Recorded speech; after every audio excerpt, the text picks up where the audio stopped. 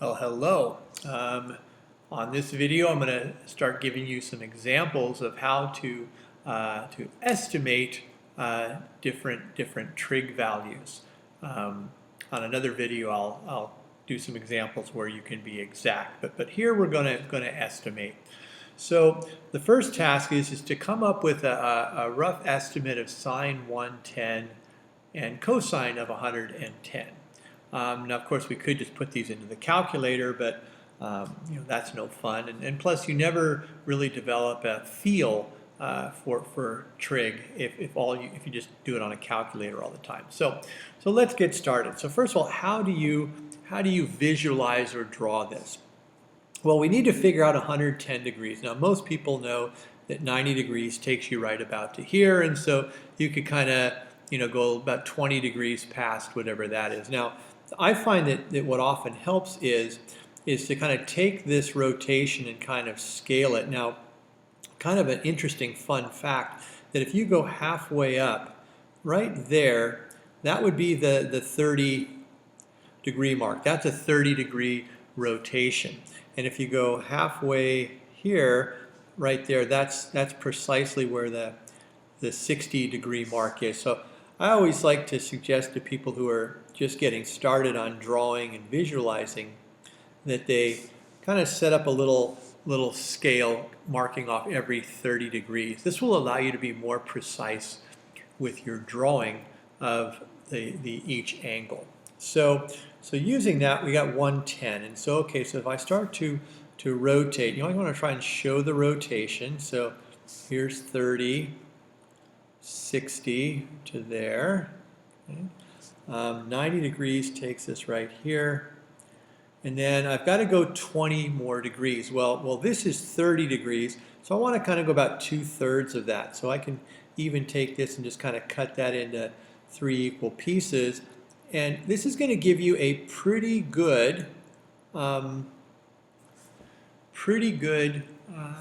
position for 110 degrees. So there's your 110 degree rotation.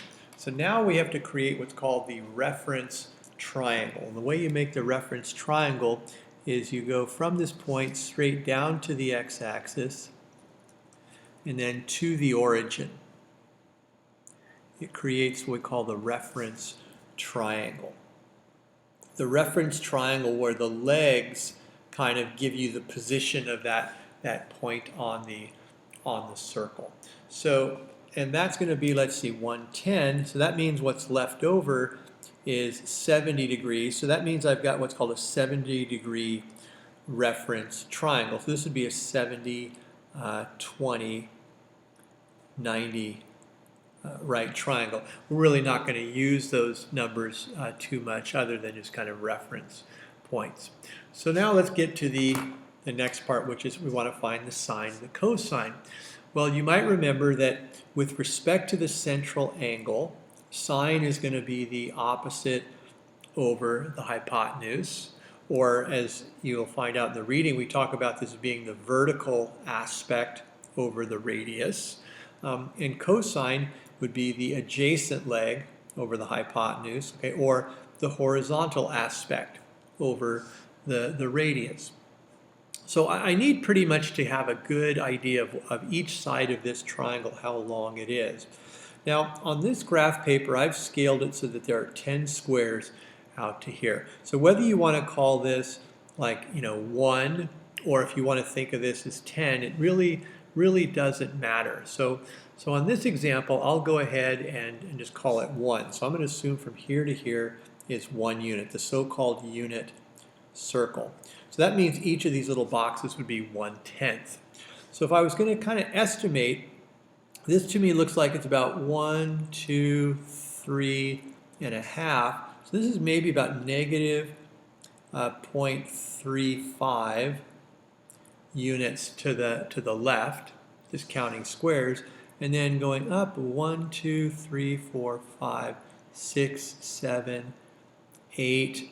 Boy, it looks like to me it's just a little past the 9th, so I'm going to maybe call that 0.92. And again, you're just kind of estimating these things.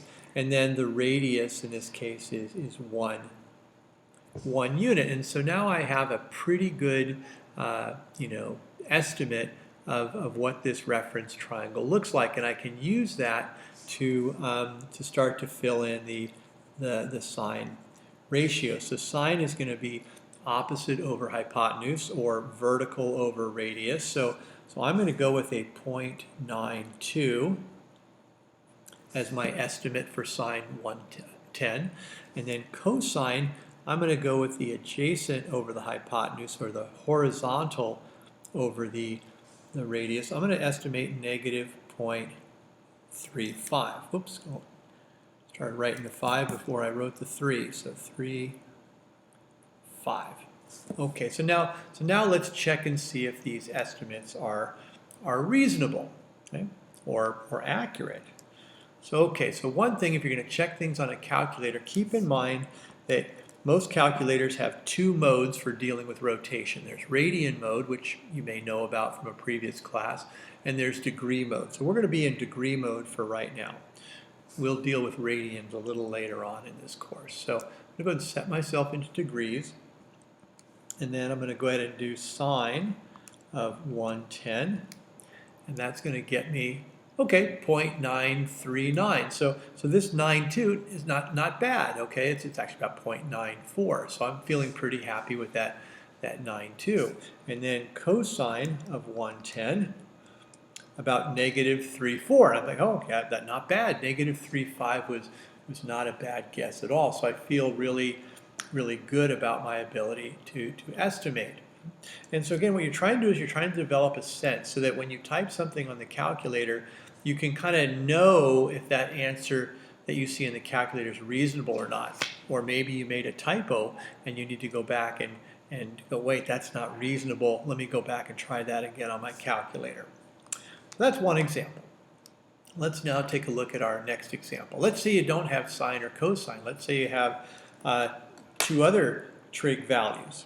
It gets a little more challenging. So first of all, let's take the rotation, negative 50. Now, negative rotations go this way. Positive rotations go this way, so negative rotations will go clockwise. So again, I'm going to kind of set up a little scale here. That would be 30, that would be 60, that would be 90. So negative 30, negative 60, negative 90. I want to go negative 50. So negative 50 degrees, so that's negative 30. Then I got to go about 20 more, so I'm going to kind of cut these into thirds again. And okay, so right about there, that would be a rotation of negative 50 degrees. And so I'm now going to make the reference triangle. Again, I draw to the x-axis, and then to the origin. Oops. You're never going to be drawing to the y-axis when you make these reference triangles. Kind of a common mistake that people make is they get the triangle oriented improperly, and it really throws off all their answers. So what I have here is, let's see, this looks like it's a 50-degree arc, so a 50-degree angle, and a 40. So I have a 50, 40, 90 reference triangle. This is the triangle to which I'm going to refer when I'm picking out my opposite and adjacent sides. And again, I'm always doing things with respect to the central angle. So now let's get some estimates going. Okay, so this looks like it's about 1, 2, 3, 4. And this time I'm going to go ahead and call it 10, just to kind of give you a different look. I'm going to have this be 10 units from here to here. So this would be 1, 2, 3, 4, 5. Boy, it looks pretty much like 6 units to the right. And then going down, let's see, 1, 2, 3, 4, 5, 6, 7, a little more. Maybe not quite to 8. So let's see, I'll call it maybe 7.7. Just kind of coming up with an estimate. And then of course the radius in this case is a 10. So you could do this, or if you had called the radius 1, this would have been a 1, this would have been a 0.6, and this of course would be 0.77. It really doesn't matter as long as the proportions are preserved. So now let's look at, okay, tangent. Tangent, you might remember, is is the opposite over the adjacent. So with respect to this angle here, opposite is 7, 7 over adjacent, which is 6. So I'd be going with about 7.7 over 6. And let me kind of work that out a bit. So 7.7 divided by 6 would be about a 1.28. So I'm going to use about 1.28 as my estimate. Oh, I forgot something. Got to keep in mind positives and negatives. This is a positive 6. That's a negative 7.7. So that might change things. So this is a negative 7.7 over a positive 6. So I'm going to go with negative 1.28 for my estimate. And now secant. Secant is the reciprocal of cosine. So I want to be thinking, okay, let me think about cosine, and then I'll flip that over. So cosine would be the adjacent over the hypotenuse, which would be, okay, 6 over 10. But I want the reciprocal answer. So that means I'm going to be putting 10 over 6. 10 over 6, and I think I remember how to do that one. This is 1 2/3, so about 1.67. I'll just double check that just in case. 10 divided by 6, yeah, about a 1.67. So those are going to be my estimates for the tangent answer and the secant answer. Now we can go ahead and check them on the calculator. Now, most calculators have a tangent function built in, so I can just do tangent of negative 50, and I get negative 1.19. Okay, so my answer of negative 1.28, not bad. Could have been a little better. I probably, when I picked that 7.7, maybe should have been like 7.6. No big deal.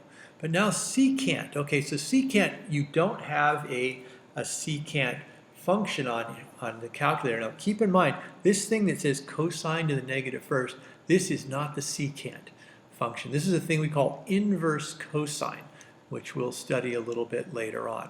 So in order to do secants on a calculator, you really have to do 1 divided by, and then do the cosine problem, cosine of negative 50 degrees. And so I want to take the reciprocal of cosine negative 50, which is what secant negative 50 is, and about a 1.55, and I had about a 1.67. So I'm feeling, okay, not too bad. I'm in the ballpark on this one. So a few different little things there. One is the idea that secant's the reciprocal of cosine, making sure, keeping things positive and negative. And then also on a calculator, when you want to do things like secant or cosecant or cotangent, you have to use the reciprocal idea on your calculator. Now another way you could do this, you happen to also have a reciprocal button here, x to the negative first, the inverse function. So you could do cosine of negative 50, get your answer, and then if you hit the x to the negative 1 button, that should give you the reciprocal answer to the negative first power, and we'll get the answer that way. So that's just another way. I like it the first way myself, but I just want to show you something a little different. Okay, so that's starting. Suppose you're given an angle and you wanted to estimate a certain trig ratio. Now let's slide down to, well, let's say you don't have the angle, but you actually have the trig ratio. And you need to figure out what rotation gives me that particular trig ratio. So again, we're going to try and draw a picture. And I'll go ahead and put my little marks here of 30 and 60. But this time I've got to think, so sine is the opposite over the hypotenuse. In other words, when the opposite leg is 1 unit, I need the hypotenuse to be 3 units. So what I'm going to do, it's a nice little trick here, is I'm going to let the radius of my circle be 3 units. That way, wherever I draw my hypotenuse, it's going to be 3 units. So if this is 3 units, and I want 1 out of 3, I could take my vertical axis and try to cut it into thirds, about there and maybe about there. Just kind of take my vertical axis and kind of cut it into 3 equal sections. So that would be about a little past 3. Oops, that would be right there. Try to get those a little more. Okay, so that'd be about, each of these would be about one unit. So if I go across here to the right about there, okay, I'm pretty sure I'm going to give myself a 1 to 3 sine ratio. This takes a little getting used to. Okay, so here's the reference triangle. And in this case, the vertical is about a 1. The hypotenuse is about a 3. And so now I've got to, okay, so that's where sine is equal to 1 to 3. And now my task is to try and estimate how much rotation it's going to take me to get into that position. Well, I know from here to here is 30 degrees. And this looks like, well, it's a little more, halfway is 15. Maybe it's about 20 degrees. And so I'm going to go with an estimate of 20 degrees for this, that the sine of 20 degrees is equal to 1/3. So now there's a few ways you can check your estimate. You can try sine of 20. And okay, 0.34, okay, so that's about 1/3, so I feel pretty good about it.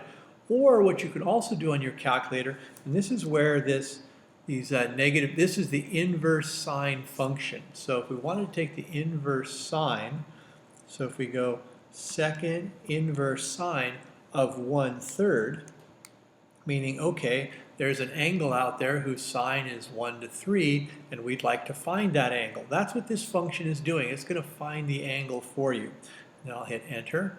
It's just, okay, about 19.47 degrees. And so I'm feeling really good about my guess of about 20 degrees. Not bad. I mean, if you get within a couple degrees, usually on a guess, that's pretty good thing. However, there's a little more to this problem that at first you don't notice. 20 degrees or 19.47 degrees, that's not the only rotation that gives you a 1 to 3 sine relationship. You found what we call the principal value, the principal angle. It turns out there's another angle that will give you a 1 to 3 sine ratio. Remember, I've got to keep the height at 1, and I've got to keep the hypotenuse at 3, but I'm really free to choose whatever I want for the adjacent side. So from here, if you think about if you go across to this position right here, and put your reference triangle here. So the same exact triangle, congruent triangle, but let's put it in a different position where this is a 1 and the hypotenuse is a 3.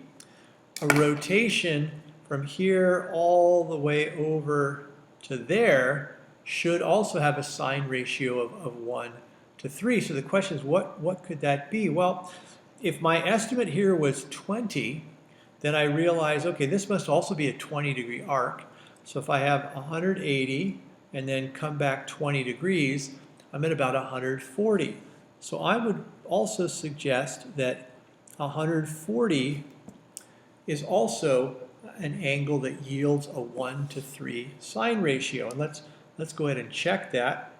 So sine of 140. Oh, I can't subtract today. 180 take away 20 should be 160, not 140. I was wondering why the calculator didn't agree with me, so let me try that again.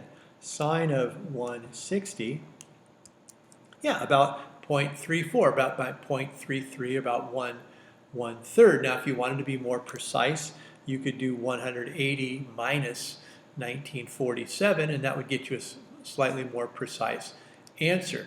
So as it turns out, there are multiple answers to this this particular problem right here.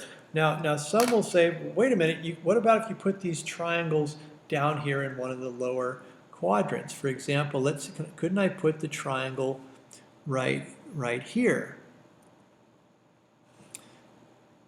Because this has a hypotenuse of 3 and this leg is 1 unit. The trouble is that this is actually a -1. This is 1 unit down. This would be the sine equal to -1/3. So this triangle wouldn't really work in this situation. So here are the two answers. We try to find all answers within the 0 to 360 window if possible. It turns out there are two answers. And finally, let's go to one more, which we're going to try to do by estimating. What if the tangent is -2? And you could think of that as like -2 to 1. Now, tangent is the opposite over the adjacent. And I basically want the opposite to be twice as big as the adjacent. And I want it to be a negative ratio. So let's see, where can I go? Well, first I'm going to go ahead and cut it into 30, 60, 90, 30, 60, 90. Okay, so now I've got to make the opposite about twice as big as the adjacent. So let me kind of think about, well, now if I go halfway at 45 degrees, the opposite and the adjacent are exactly 1 to 1 right there. So that's not going to work. I need the opposite to be bigger, and I need the adjacent to shrink. So I need to kind of keep going, this way. So maybe I'll go a little higher up, maybe right around, well, let's say right around the 60-degree mark. Okay? Now at the 60-degree mark, we happen to know that this is √3 times the short leg. Now √3 is not quite 2 to 1. So even this is going to be a little too low. I need to go a little higher. I got to get 2 to 1. 2 to 1. So let me go a little higher, maybe let's try right there. And let's see how that works. And I'm going to count some squares in a second just to see if I'm on the right track here. And so this would be about 4. This would be about 1, 2, 3, 4, 5, 6, 7, 8, 9. So 9 to 4, that might be a little too high up there. 9 over 4 is a little more than a 2 to 1 ratio. So maybe I bring it down a skosh right about to maybe there. So if I get maybe 4.5 squares to 9. So that's what I'm going to go with for my rough estimate.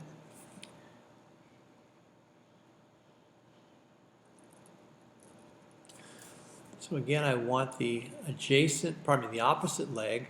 So this looks like it's 1, 2, 3, 4, 5, 6, 7, 8, about 9 squares. And this is 1, 2, 3, 4.5. That's about a 2 to 1 ratio. So I'm feeling like, okay, I've now got something that looks like it's a 2 to 1 ratio. This is pretty good. The problem is you're like, oh, but wait a minute. We wanted a negative 2 to 1 ratio. And I've got a positive over a positive. And I need one of these to be negative. So I've got the triangle, but I don't have it in the right position. So now I have to start thinking, okay, how can I get a negative 2 to 1 ratio? Well, one way is to go over here to the opposite side, where you're still going to have a 2 for the height, but now your adjacent or your horizontal is going to be -1. So now you've got a 2 over a -1, and that's going to be a negative 2 to 1 tangent ratio. So I'm liking this triangle right here. This one we kind of have to toss aside because we just don't quite get that negative 2 to 1 ratio. So the question is, how much do we rotate to get there? Well, let's see, 30, 60, 90, not quite to 120. So maybe 115 degrees. So one of my guesses, I'm going to put down 115 degrees of rotation to get me into that position. So let's check that guess. So I'm going to go with tan 115, hoping to see something close to -2 to 1. About -2.14, so I'm feeling like, okay, that's not too bad. I like that 115 answer. Now, of course, your calculator can be more precise if you do the second tan, or we call the inverse tangent of -2 to 1. I'll put that over 1, not that I really need that, but, and it says, okay, you need, now that's interesting. It says -63.43. It did not say 115 degrees. And you're going, this is interesting. Because 115 on the one hand seemed to work pretty well, but then the calculator is doing something a little different. So let's see if we can figure out what's going on here. Where is -63?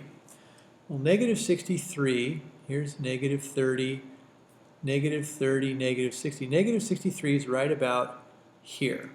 And so I'm going to go ahead and draw a triangle for that and see if we can make any sense of it. So here's the triangle here and there. And you're going, okay, so this is a 1. But this is a -2. So that also has a -2 to 1 tangent ratio. A -2 to 1 tangent ratio. So that position also appears to work. So if we go about like -30, 60, maybe -65 might be my other estimate. Now, of course, I know from the calculator I could actually be a bit more precise with this -63.43 answer. So once again, we see there are actually two different rotations that would make sense in this problem. About 115 degrees or about -65. Now some would say, well, can we also do 180, or actually let's do 360 minus 65 and say, wouldn't that like 295? Couldn't we go 295 degrees? And the answer is yes, you could. There's actually an infinite number of answers to this problem. Okay, and so I'm going to kind of limit you to just finding two answers. Otherwise, you'd be here a long, long time. Anyway, those are some ideas on how to estimate. Okay, is taking the time to draw and visualize, and then checking your work on a calculator, and you'll find over time you'll be able to kind of do all this drawing in your head, and you'll be able to process things much faster. So hopefully this is some help. Thanks for watching.